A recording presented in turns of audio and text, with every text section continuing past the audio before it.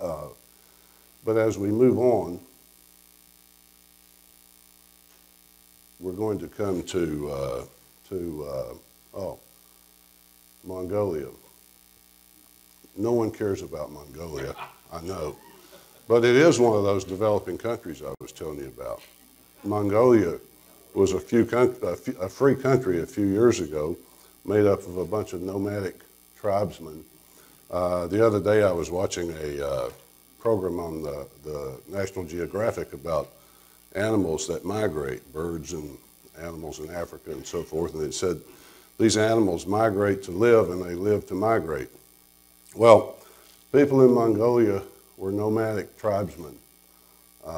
Even when the Khans led their cavalry charges and conquered all the way into to Europe, they were nomadic people, and they were nomadic because that's what they needed to live, to chase the weather around the country and for crops and so forth. But the Russians in 1921 came into Mongolia and started changing all that, moving the people into cities, destroying their religion. 30,000 Buddhist priests were massacred and their temples and so forth destroyed. People moved into the cities so they would have jobs in Soviet factories and they could have debt like everyone else. So a few years later, the International Monetary Fund come along and they saw all these Mongolians were really poor. And so they said, we have to loan them some money. So they came in and essentially bought their economy by making gigantic IMF loans to them.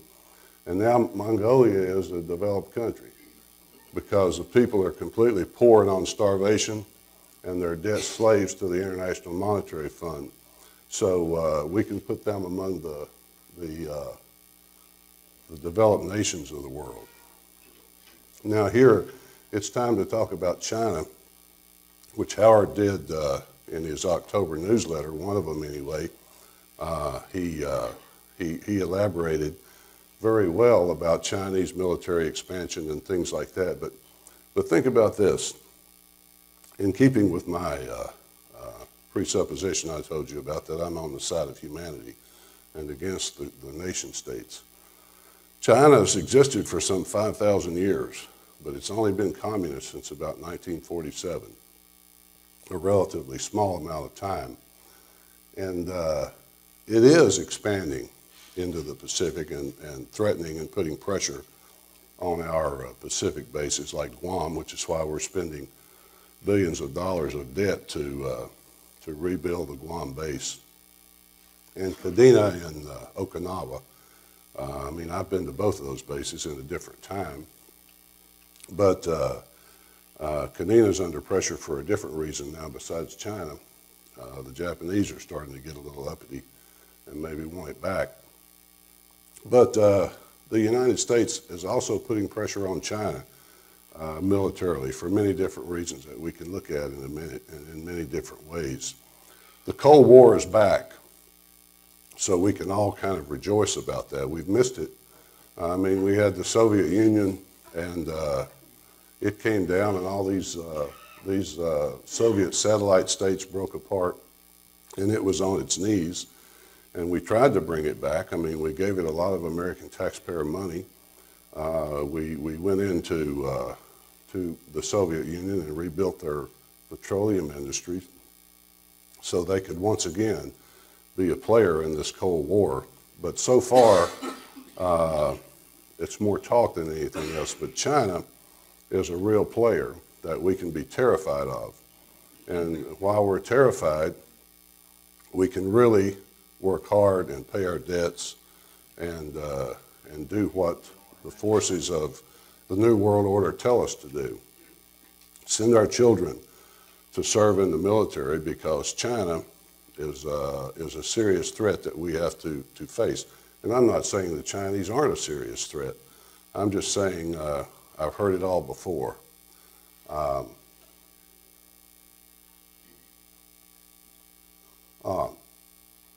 This is where it gets good. Look at this. This is, I mean, what worse enemy do we have than Iran? I mean, some of the most horrible people in the world are Iranians, as you all know. And look at what Iran faces. Right here is Israel, this tiny little strip of land that has some 220 nuclear weapons that we know of. And over here you have Pakistan, another nuclear-armed country that the United States occupies. As far as we know, the only nuclear weapons in Afghanistan are American. I mean, look at this.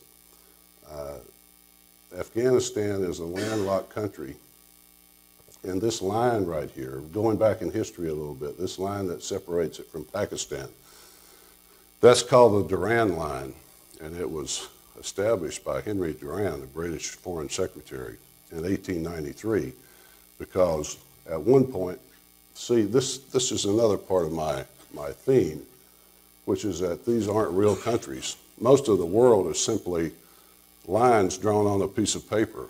The people who live there don't respect or even recognize those lines because they're tribal. And all this colonial line drawing is now breaking down in a worldwide revolution. Afghanistan doesn't recognize this line. They still think Pakistan is part of Afghanistan because it has been for centuries. This used to be part of British India, all of it. In 1839, the British went into Afghanistan. And the word "stand," by the way, I'm sure you all know, means land, land of the Afghans, land of the Paks, and so forth. So they went into the land of the Afghans, and there are many other tribes there, and they were soundly defeated. And so they left, but that wasn't enough for them. They tried it again in 1879, and they fought there for 10 years. And still, that wasn't enough either. So around 1919, they again came into Afghanistan. But in 1893, they drew a line in this moonscape, Mr. Durand did, and he said, these are two separate countries now, and everybody has to respect them. This man that ran Afghanistan, one of the Khans, K-H-A-N, not C-O-N, but he said, okay, you know, we'll respect this line. If you'll stay on one side of it, we'll stay on the other. But people have been fighting there ever since. What are we fighting in Afghanistan for? I mean, war supposedly has some kind of honor in it. Where's the honor in this? I mean, really, what are our kids doing in Afghanistan? The commander-in-chief doesn't know.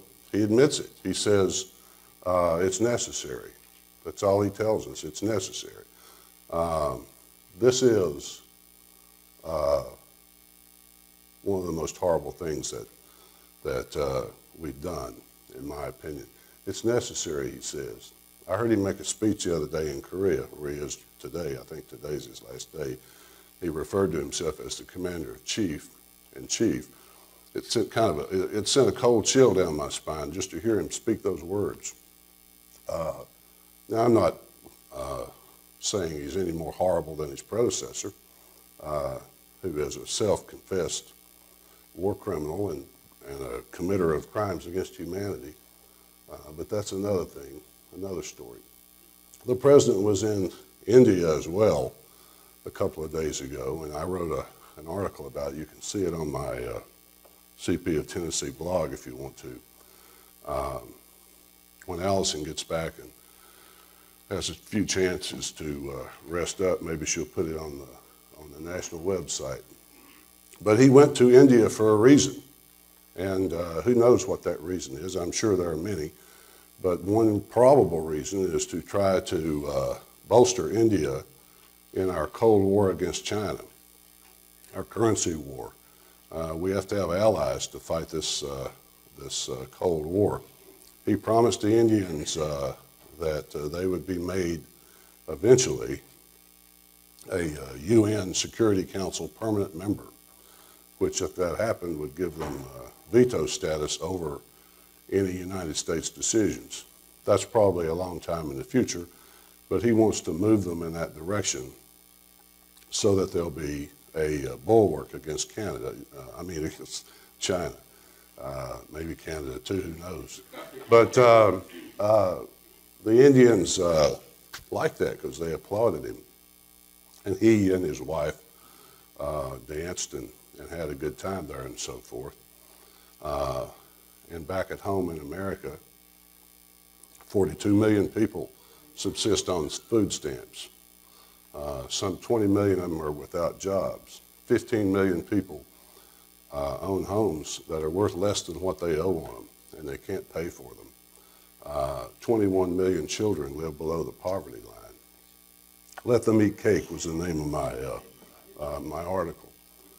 But while we're still here, go back for 1 second, John. While we're still here, this is the Strait of Hormuz, another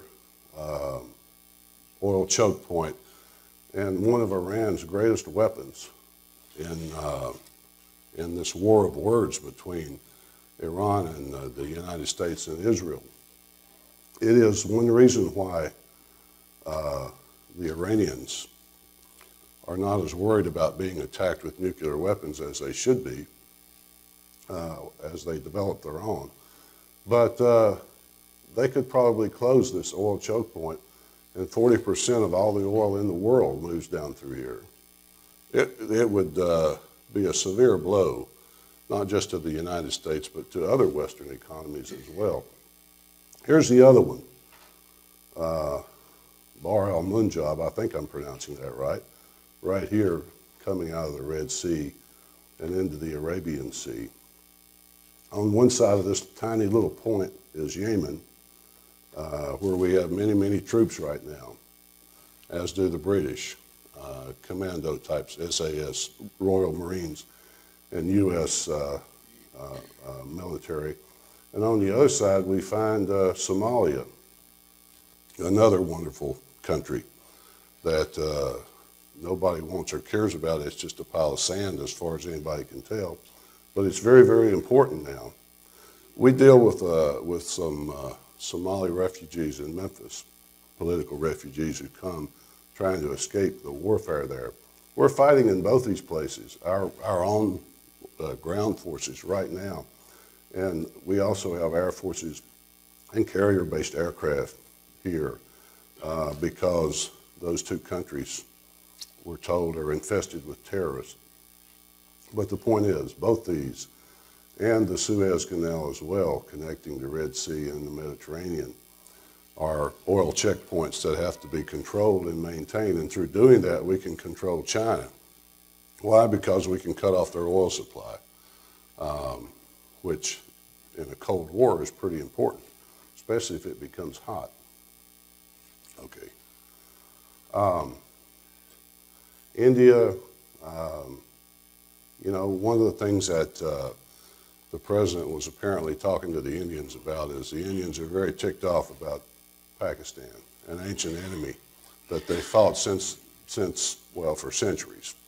The Pakistanis admit that terrorists cross their borders at will into India and do what they do.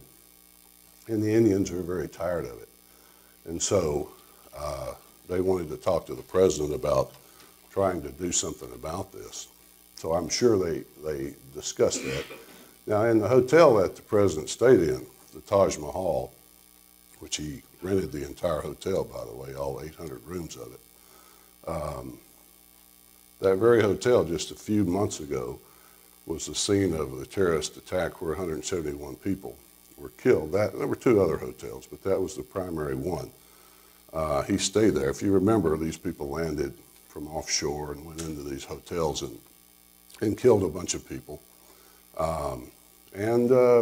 You've probably read where, as it turns out, U.S. intelligence services followed this person who was apparently the leader of that group for 5 years before it happened.